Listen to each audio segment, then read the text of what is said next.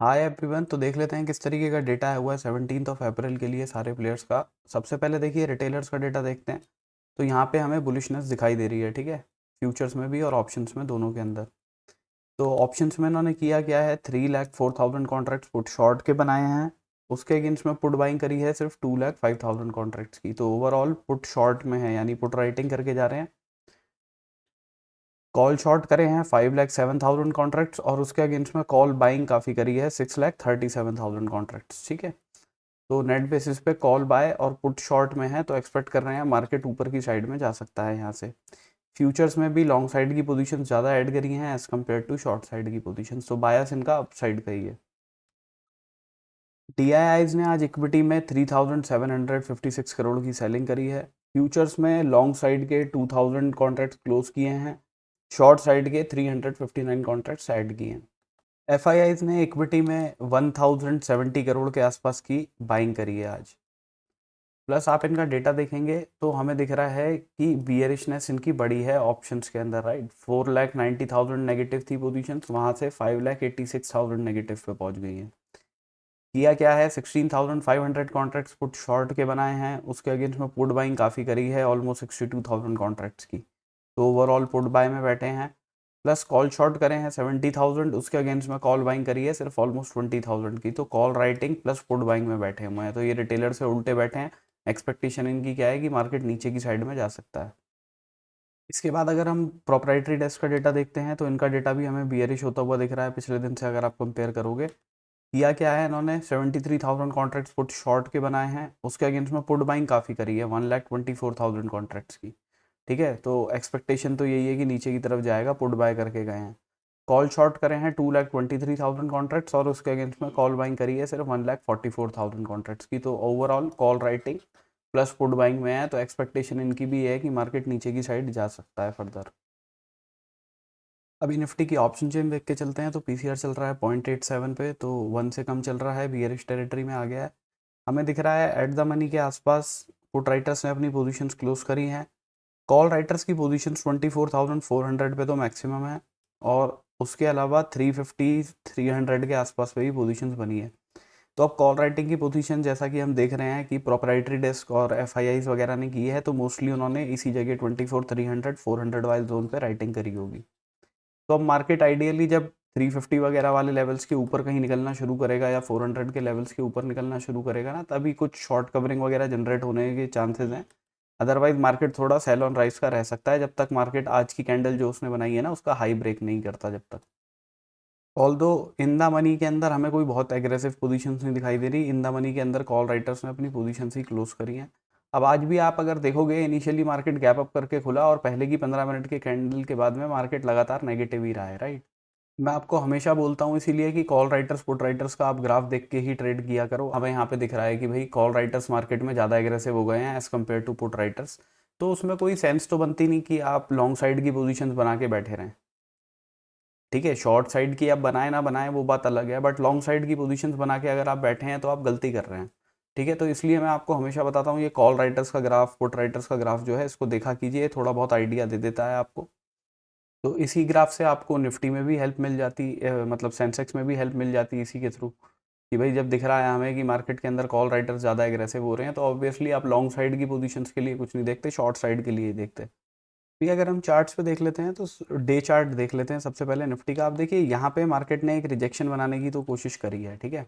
24,400 का ये लेवल है। ये लेवल मैं आपके साथ में डिस्कस भी कर चुका हूँ पहले भी कई बार, कि भाई मार्केट इस लेवल पे सपोर्ट लेके ऊपर गया, नीचे आया, इस लेवल से रेजिस्टेंस लेके आया है, ठीक है। तो ये लेवल एक इंपॉर्टेंट है।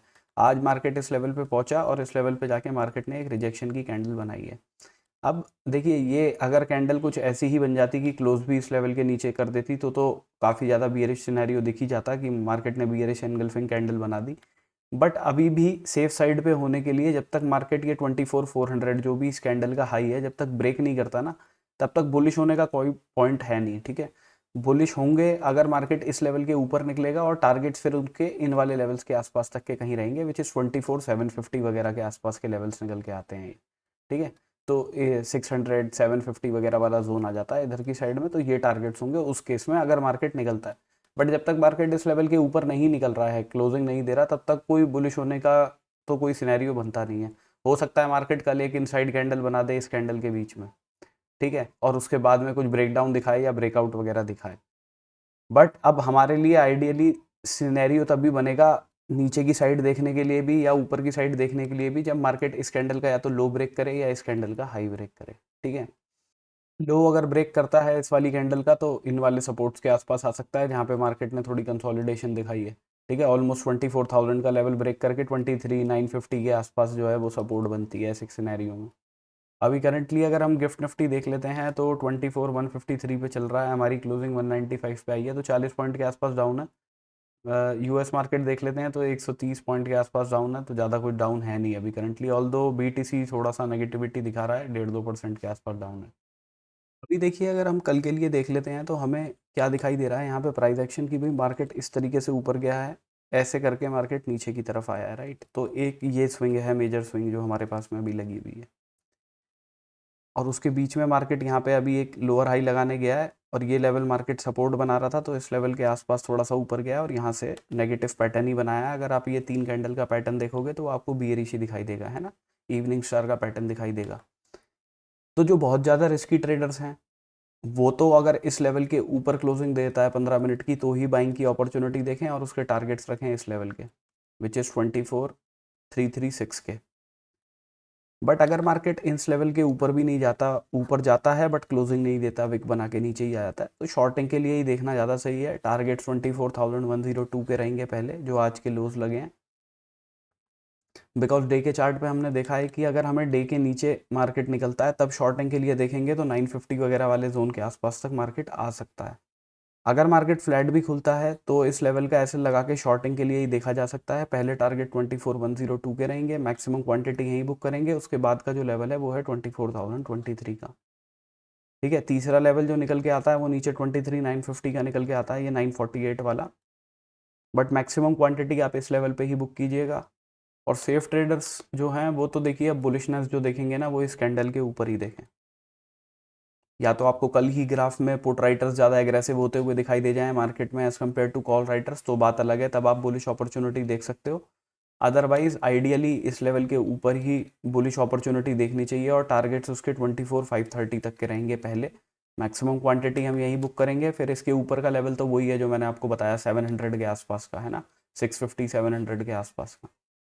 सेंसेक्स भी देख लेते हैं, एक्सपायरी थी, सेंसेक्स सीधा टारगेट पे ही खुल गया जो मैंने आपको बताए थे, तो उसमें तो कुछ कर नहीं सकते उस वाले केस में। बट हाँ, निफ्टी का चार्ट देख के, कॉल राइटर्स पुट राइटर्स का ग्राफ देख के आप शॉर्टिंग की अपॉर्चुनिटी ज़रूर देख सकते थे।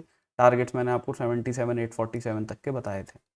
अभी अगर हम कल के लिए देख लेते हैं सेंसेक्स में, तो देखिए इसमें भी निफ्टी की तरह ये एक स्विंग लगी हुई है, और सेफ साइड पे सेफ ट्रेडर्स के लिए तो इस लेवल के ऊपर ही जब क्लोजिंग आएगी 78,743 के ऊपर तभी बाइंग के लिए देखेंगे। टारगेट 79,246 के रहेंगे उस केस में, तो मार्क कर लीजिएगा लेवल ऊपर का। मार्केट इस लेवल से रिजेक्शन ले लेता है या यहाँ फ्लैट खुलता है कहीं पे, तो शॉर्टिंग के लिए ही देखेंगे, पहले टारगेट 77,642 के रखेंगे, मैक्सिमम क्वांटिटी यहीं बुक करेंगे। मार्केट फर्दर इस लेवल से नीचे निकलता है तो नेक्स्ट टारगेट आपके 77,175 के रहेंगे। इस जोन के अंदर कहीं पे खुल जाता है मार्केट तो वो बेकार रहेगा, अवॉइड कर दीजिएगा। कॉल राइटर्स पुट राइटर्स का ग्राफ हो सकता, वो मार्केट हो सकता है, बिकॉज यहाँ पे एक इनसाइड कैंडल बन सकती है। बुलिशनेस इस लेवल के ऊपर, आइडियली बियरिशनेस इस लेवल की, बट इधर की साइड से भी रिस्क लिया जा सकता है एक बार को कि मार्केट यहाँ से थोड़ा सा ऊपर चला जाए और यहीं से दोबारा से रिजेक्शन ले ले, तो शॉर्टिंग के लिए आप देख लो। बिल्कुल जो सेफ ट्रेडर्स हैं वो तो इस कैंडल के ऊपर ही ट्रेड करें या इस कैंडल के नीचे ही ट्रेड करें, ठीक है। लेवल्स मैंने आपके साथ में डिस्कस कर दी। बैंक निफ्टी के अंदर भी देखिए सिमिलर चार्ट ही बने हैं तीनों के, तो सेम ही तरीके का एनालिसिस है, कोई ज़्यादा कुछ चेंज नहीं है उसमें।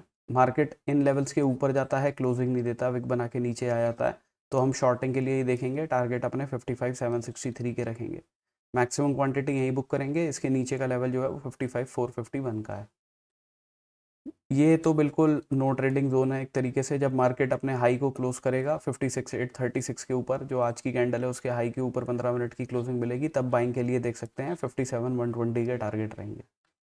अगर इन लेवल्स के भी ऊपर मार्केट निकलता है 57,120 के ऊपर, तो टारगेट्स बड़े हो सकते हैं, विच इज़ 57,779 के, ठीक है। तो ये लेवल्स ऊपर का मार्क करके रखिएगा जस्ट इन केस कि अगर मार्केट इस लेवल के ऊपर निकलता है, तो अगर शॉर्ट कवरिंग जनरेट हो जाती है, आपको दिखता है कॉल राइटर्स पुट राइटर्स के ग्राफ में कि पुट राइटर्स ज़्यादा एग्रेसिव हैं, तो ही देखिएगा इस अपॉर्चुनिटी को, ठीक है। कोई बड़े गैप अप या गैप डाउन के साथ में मार्केट खुल जाता है तीनों के अंदर ही, तीनों इंडेक्स में, तो आपको पहले 10:30 बजे तक कॉल राइटर्स पुट राइटर्स का ग्राफ देखना है, उसके बाद में ही कोई अपॉर्चुनिटी देखनी है, ठीक है। So this is my analysis for tomorrow. Thank you for watching my video guys, have a good day.